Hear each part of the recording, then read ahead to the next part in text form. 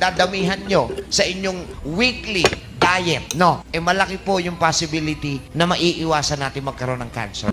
So, yung mga taong mahilig magsibuyas, malaki po ang posibilidad na hindi kayo mabubuhayan ng cancer cells.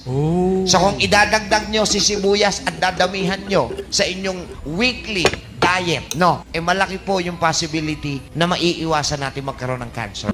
So, yung mga taong mahilig magsibuyas, malaki po ang posibilidad na hindi kayo mabubuhayan ng cancer cells.